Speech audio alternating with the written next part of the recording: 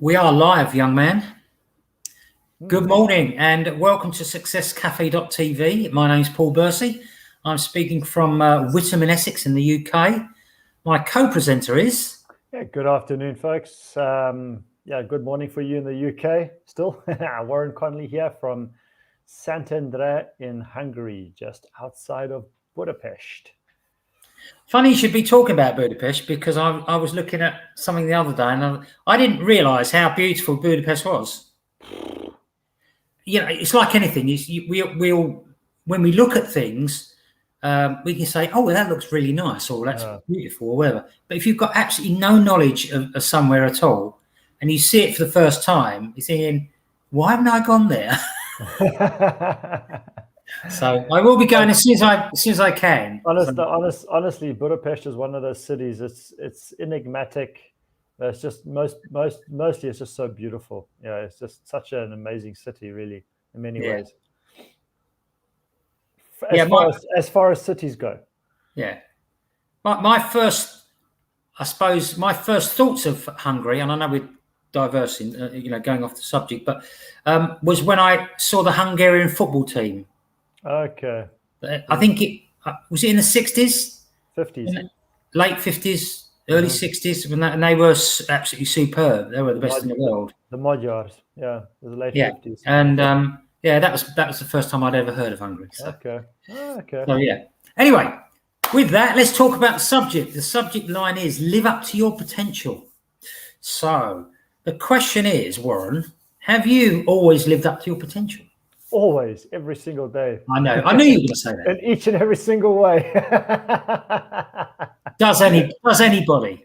With a very large pinch of salt. But does anybody really live up to their potential? Maybe someone like Usain Bolt. Okay, and I'm sure there are a lot of others. But generally speaking, on the vast majority of cases, would you say that we all live up to our potential? I'd like to think we do to some extent. Yeah, even if it's just for a moment in our life, because most of us will never reach our true potential for various reasons, and most of that is to do with fear and belief. Okay. However, I'd like to think that a good portion of us at least live up to some, even if it's just a fraction of our true potential for a moment. We may do something that really is enlightening or enigmatic or whatever you want to call it. But I like to think that we do at some point in our life, just even for a fraction of a moment, live up to our true potential. So would you say there's room for improvement? Yeah, most certainly there is. Okay, so that's good news to everyone listening to this then. You may have done really well. You may have not done so well, but there's always room for improvement and there's always time to live up to your potential. Mm-hmm. Would you agree with that? Yeah, there's always time. It's never too late. Yeah. Well, I mean, we never want to get to the time when, you say to yourself, I should have done this, I could have done that, I wish I'd done that, if only. Okay, so you want to get to the end of your life and say, I enjoyed that journey. Or it's the other end and go, wow, that was a brilliant journey. I'd rather be that end of it. There's going to be downtime, isn't there? At least be able to say I gave it a go. Yeah, that's what I'm saying. So make life a little bit more interesting, in other words. Now, in our culture, not living up to your full potential is actually frowned upon, would you believe? Yeah. And I understand why. And there's lots of reasons why. But it is down to the individual at the end of the day, what they want to do with their life, isn't it? Of course. I think society, you touched on it, is that the fact that we come from a society today where it never used to be so much like that, but it is more so today where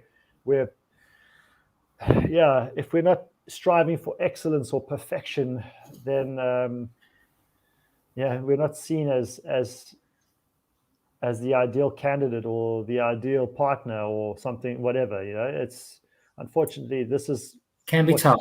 Yeah.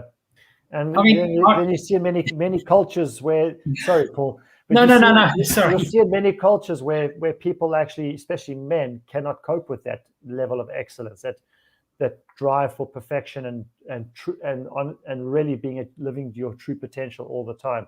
You see it with athletes with depression and anxiety and all kinds of stuff that they suffer with. That's just a small indication of how society has changed.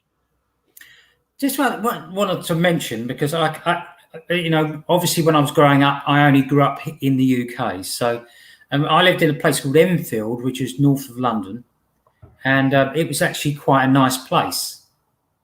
I don't know what it's like now. It's more busy now, and I just remember it's the type of place where you could walk out on a Sunday morning and probably say good morning to everyone. Okay. I can promise you it's not like that now. Okay. Okay. Enfield, yeah. Enfield, yeah, in Middlesex, which doesn't really exist. It's a county that doesn't exist anymore. In theory, I mean, it's like extended London boroughs now. Okay. You still have the postcode Middlesex, but Okay. anyway, what I was trying to get at is that, Roger Bannister in 1954 broke the mile record, running the mile. Okay. In a time of people leaning on the gate on a Sunday morning saying, good morning. Mm-hmm. Okay. Now, these days, going by what you say, everything's, I suppose, hyped up a bit more. There's lots more social media and everything else that affects everything. So there's this pressure on people to do something. Okay. Well, what I want to say to people is, always go for the peace, happiness, and contentment and all that. Okay. But if you want to excel in something, feel free to do it. Mm-hmm. Okay. Mm-hmm. It's not a requirement of life to live up to your potential. Mm-hmm. So this call may not be for everyone, and that's cool. All right. So if it means something to you, then listen to what we've got to say, and go from there. So I was getting these ideas from someone called David Carpenter, who wrote an article for Life Hack, and it's called Succeed in Life. And I've played around with it a bit, obviously. But he had one comment that someone made in there. John had so much potential. It's a shame he wasted it. Okay. So it's all right for someone to say that about someone, but it's more important what you feel. Yeah. If you feel that you have wasted your potential up to now and you know you can do so much better, hey, go and try it. Go and do it. And we hear this a lot. And so we're talking about personal accountability here, what you want to do with your potential. All right. And if you feel you're not doing enough, hopefully we can help you point you in the right direction. Okay. Sure. So what determines a person's potential? What do you think it is, Warren? What determines a person's potential? Oof.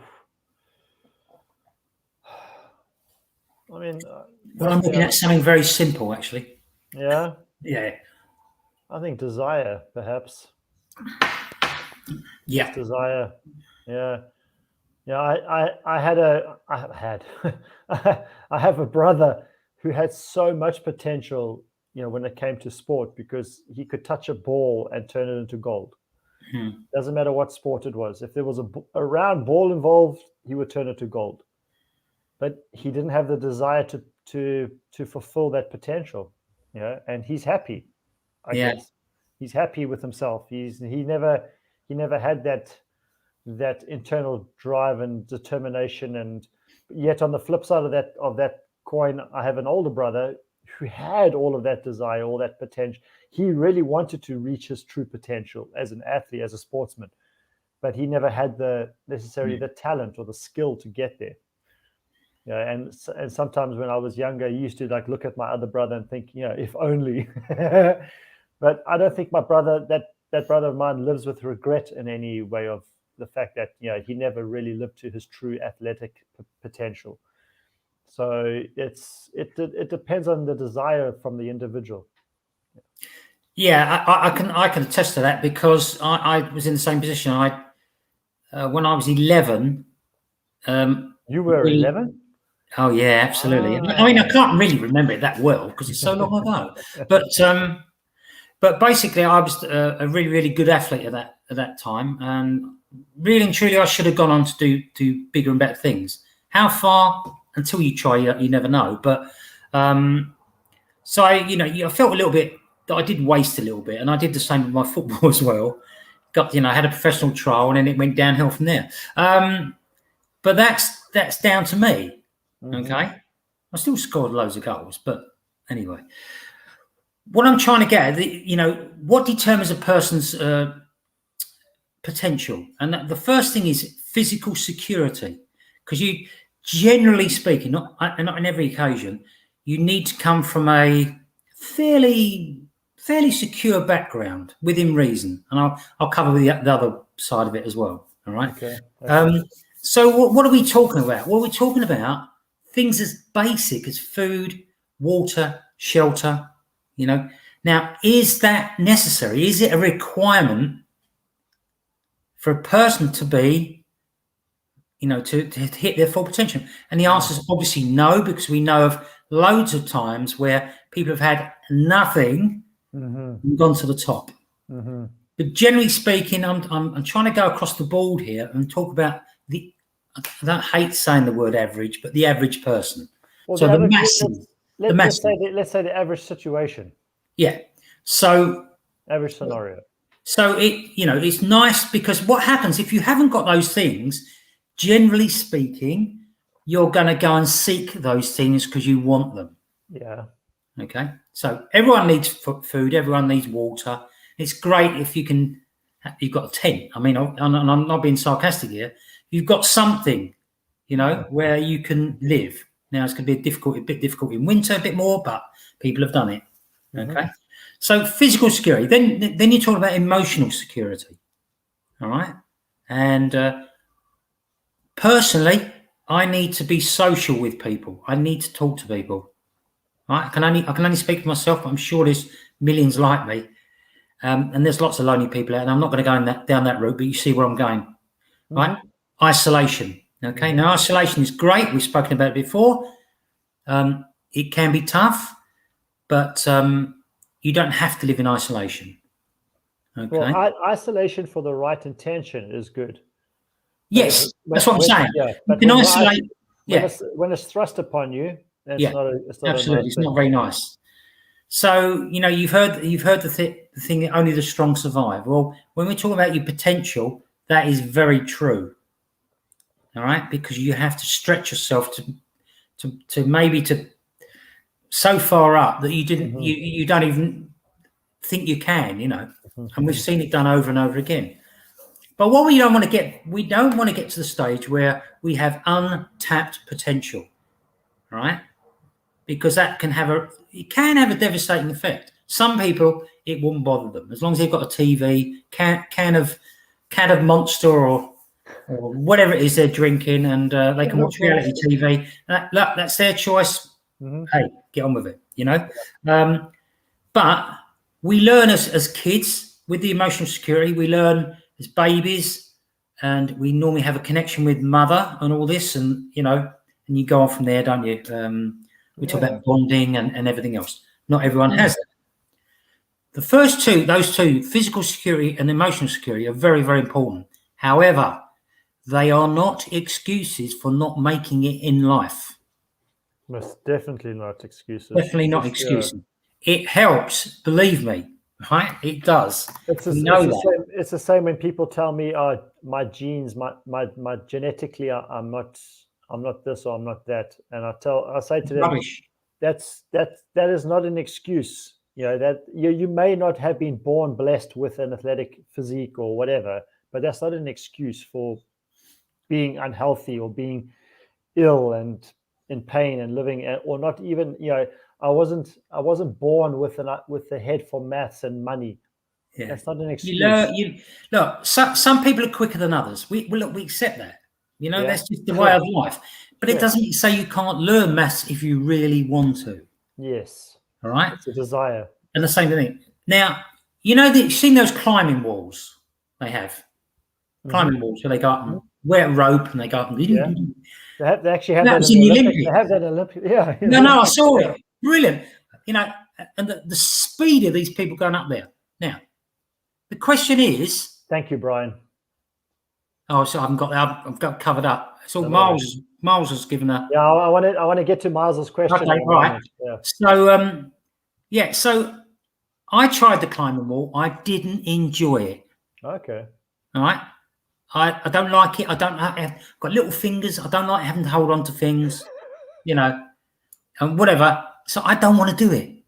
Right. That's fine. If you don't want to do something, don't do it. If you want to do something just to get the experience, that's fine. If you don't, if you don't enjoy it after that, then it doesn't matter. But what we talk about here, when we talk about your potential, is your potential of the things or projects or sports that you want to do, or business or whatever it may be. That's what we're talking about. If you've got a certain skill in a certain area, if you want to fulfill your potential, you can. If you don't, then just don't complain about it later on. That's the only thing I would say. All right. So they're the first two. Now, the third thing is environment. Now, this is where you can control things a little bit. You can control what happens in your immediate environment. True. And I don't care what it is. Yeah. Right? Because you can walk away. You can send people away. You can tell people to go away. You can control that, and then you can introduce people into that environment that are going to assist you on your journey to fulfill your true potential. Okay, so there's what we call a potential quotient. Quotient. Right, and the first two we've spoken about. Third one is the environment. And we're talking about atmosphere. We're talking about what you say to people, what they say to you. And as I say, if you've got the right people around you, it helps tremendously. It's not a deal breaker, though. You still can go on and be successful at something if you really want to. And I go back to when I was at school and they told me I couldn't join the police. I should go and get an engineering thingy, when you start as a little engineer. Okay, like an apprenticeship. Apprenticeship, I couldn't think of the word, yeah. Right. And I said, no, I want to be a police officer. I ended up being a police officer. That's all I'll say. So in that respect, I felt that I did live up to my potential, as far as being a police officer was concerned. But as I say, as far as your environment is concerned, you grant access or you deny access to people, incidents, situations, because you can always walk away or run away. Okay, if you stay there and fight, that's your choice. All right, so you have to accept. Yes, we want advice. Yes, we want guidance. Yes, we want coaching, mentoring, and support. But if it's not there, go find it. All right, that's all I'm going to say. Now, if you don't have those things, is it likely you're going to fulfill your potential? Probably not, because there's very few people that can go on and do it on their own. But they do exist. Yeah, they do exist. They do exist. Yeah. And I'd say, congratulations to those. But generally speaking, we need some of those things to help us or guide us in the right direction. But the overall one, and you hear me talk about this all the time, is mindset. Okay, huge. Mindset is huge in Eastern philosophies. It's big, very big in the Western world. All right.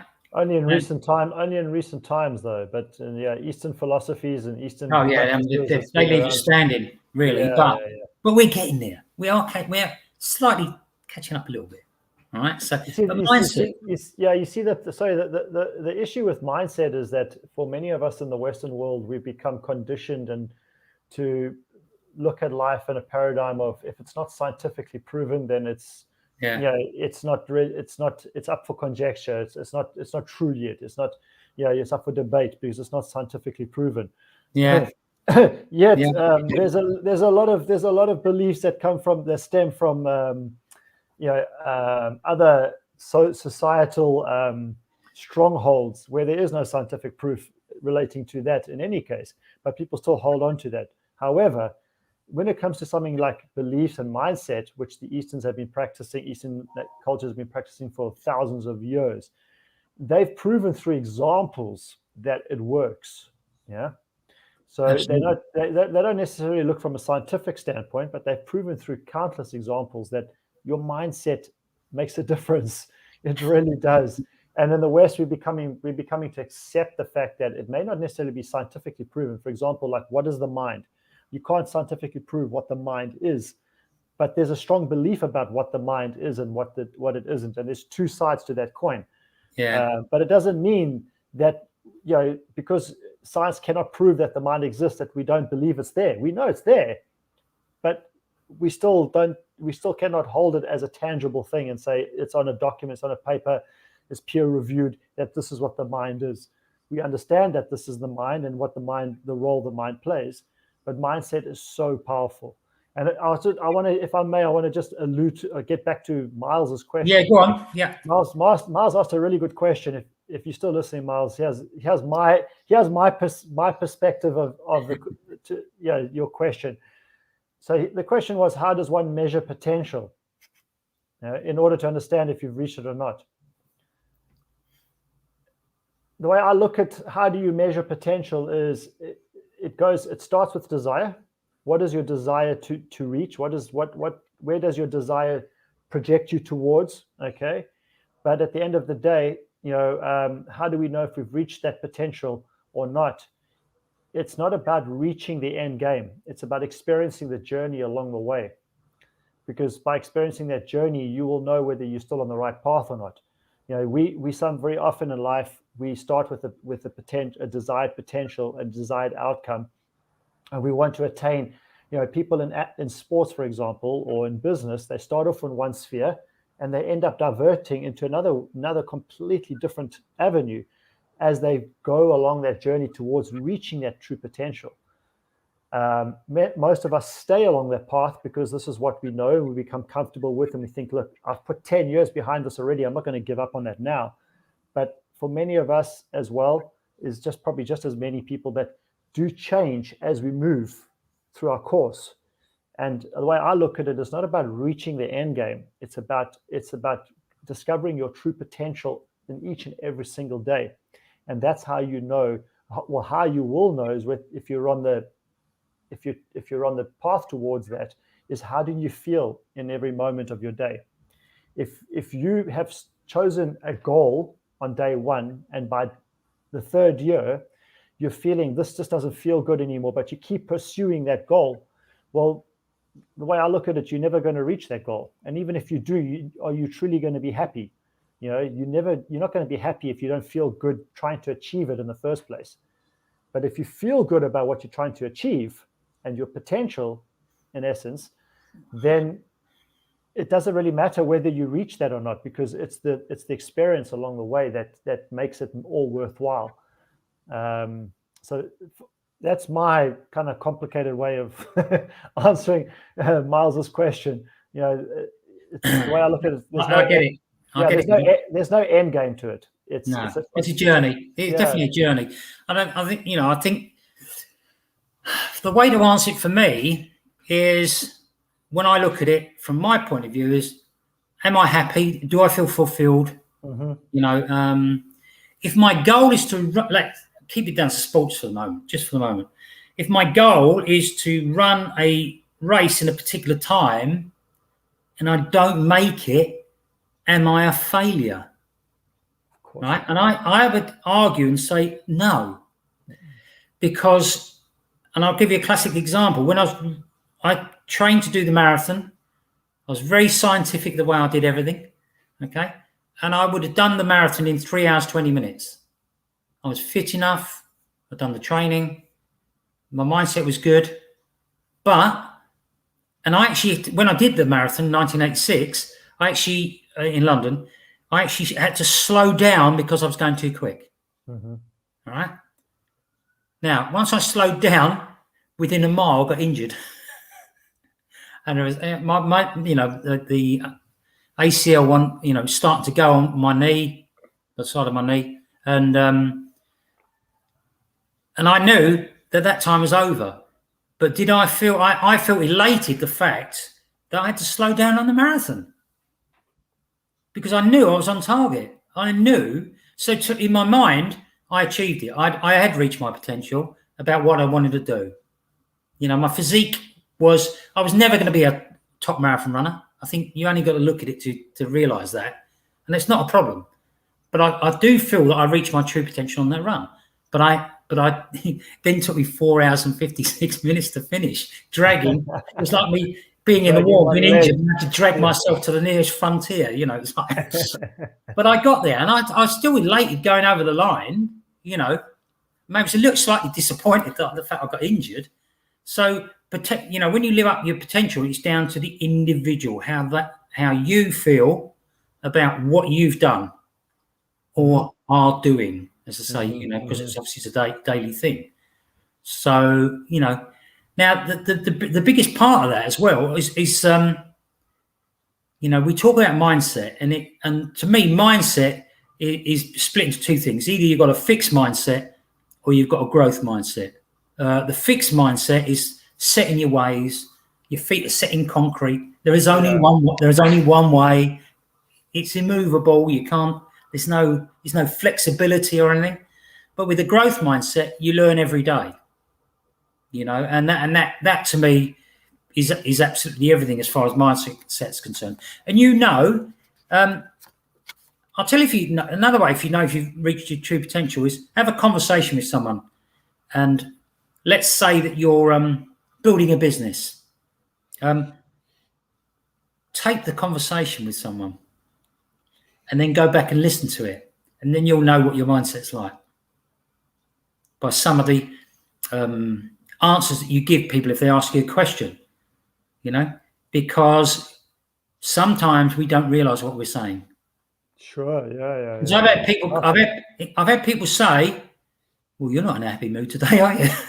On the other hand, a lot of times people have said, wow, you're really positive, you know, you're really up, and, you know, and that will give you a clue. That's how you test the temperature of your potential and your mindset. All right, is by how you answer questions. So we're not talking about, when we talk about potential, we're not talking about something that's virtually impossible to do. Now, I don't like using the word impossible, but if you wanted to become an NBA player in basketball, right, it's not going to happen for me. Let's say unrealistic. It's totally unrealistic. Yeah. I could try everything in the book, and it's not going to happen. If at my age someone said to me, do you want to come and climb Everest? Not going to happen. Trust me, it's not going to happen. And I'm pretty fit, and it's not going to happen. All right. So you've got it. I don't hate the word realistic, but I mean, it's, you know, you've got to, by all means, stretch yourself as far as you can stretch yourself. But, you know, you know within yourself whether you might come up with this project saying, look, I want to earn $1 million. I think it's a fantastic project. Why not? Why not? Now, if you make $750,000, are you a failure? And I'm going, absolutely not. Absolutely. Because you're $750,000 richer than you were before. Absolutely. Right? So could you have done the other 250? Yeah, well, who knows? Who knows? It's you're in the mirror. So, but, yeah, this is, who was it that I heard once before talking about could have, no, it was Wayne Dyer. That could have or should have. You know, and it's there is no could have or should have. Either you did it or you didn't do it. You couldn't have been somewhere earlier because you weren't. You got there at a time that you were supposed to be there. You know, whether it was late in your mind or not, or somebody else's mind, you couldn't or shouldn't have done or been or done anything or been anywhere, because it's not part of reality. We think it is, but it's really not. So the fact that you've taken part in something and you've partaken and you've pushed yourself to run a marathon and it took you 4 hours to complete it, regardless of the injury or not, you're still a winner because you actually partook in something. You made a goal, you set a goal for yourself, and you saw it through to the end. Yeah. You know? And this is even if I did do it on my knees, I'd have finished. Oh yeah, I mean, I'm the same as I've had this similar experience to you, where, you know, I was put to a test, to a physical challenge, and I knew that with my gammy knees, that I was going to probably not be able to finish the challenge. And if I did finish the challenge, I was most likely going to be in excruciating pain for an extended period of time. But I took it on, whether it was you look at it as mindless or stupid or whatever. I took it on because I was not the only one doing it, and I had a sense of responsibility as well. But I did it. I did the challenge, and it took me 12 hours to complete. Okay, 12 hours to complete a challenge, and I was on crutches for about 2 weeks as a result of that. But when I look back at that, I think to myself, look, everyone else finished it way before I did, but I'm still a winner in my eyes because I was challenged to complete it, and I completed it. It took me 12 hours, but I completed it. So you can't, when you make a determination to do something and you stick it out and you do it, you are a winner. And you're reaching your true potential. You're living towards your potential. Yeah, I think going back to that marathon thing, and I think it's quite important that there are milestones on the way, right? Yeah. And I remember doing a 20-mile run in training, and it was clearly my best run ever. And the time was, for me, was amazing. I can't even remember what it was now, but it was amazing, right? I did another half marathon a couple of months before the marathon, and I went and I did that in 1 hour 31. Okay. So is it the fastest? No, of course it's not. But for me, it was amazing doing it in 1:31, and I thought I struggled. There you go. So it's different parts of the journey you've got to be looking at. That's what you talk about, fulfilling your potential. It doesn't work out for everyone. There's only one person on top of the gold medal rostrum. Mm-hmm. So it's not about the gold medal initially. There's only a few people can get the gold medal. Of course. In history, right? There's so But if you do your very best and some more, okay, then you've lived up to your potential as far as I'm concerned, So how are we going for time? We're 32 minutes. So potential is what you think it is. Mm-hmm. It has to be that way, not what anyone else says. All right? You got anything else you want to say at all, Warren, about this? Yeah, just go back to what you just touched on. You just touched on now. It's about how you feel. I mean, it's and how clear is your mind when you're trying to reach some potential in some area of your life. What distractions do you have around you? You go back to the security part. The physical security or physical security, emotional security. Do we have a roof over our head? Do we have food in our stomach on a daily basis? Do we have support around us? All of these attributes are going to lend towards us achieving our potential, because we cannot do it on our own. No matter what, you need the assistance of others around you in order to really truly reach your potential. But does it really matter at the end of the day if you do or not? Did you die? I trust not. Did it make you stronger? I trust it did. The experience itself.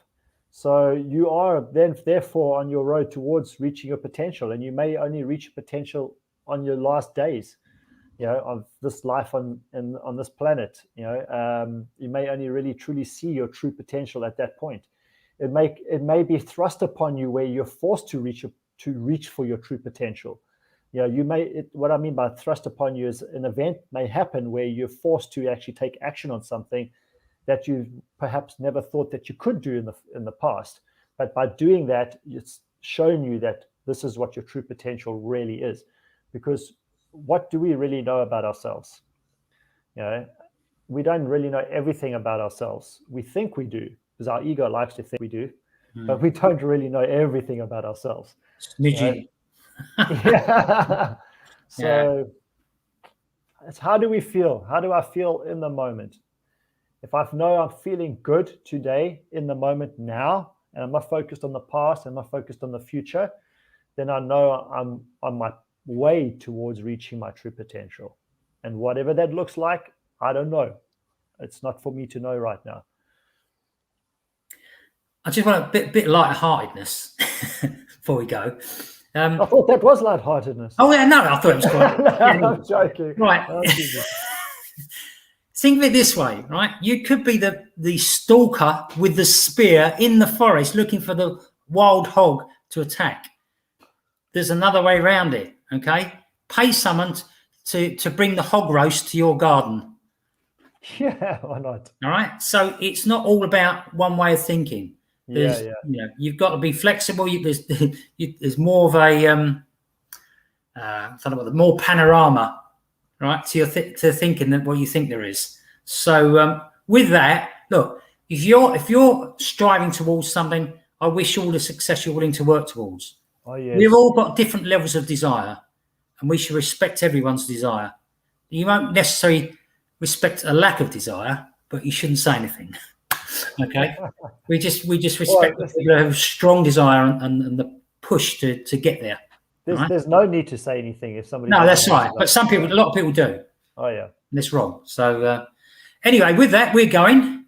Have a fantastic week, everyone, and we'll speak to everyone soon. Thanks, Miles and Brian, for your comments. And as I say, have a great week. Yeah, have a fantastic week, and see you on Friday. Wednesday, sorry. Wednesday. Don't do Friday because I won't be here. I'm still on the old timetable. So see you all on Wednesday on healthierlife.tv. Yeah, fantastic. See you later. Cheers. Bye.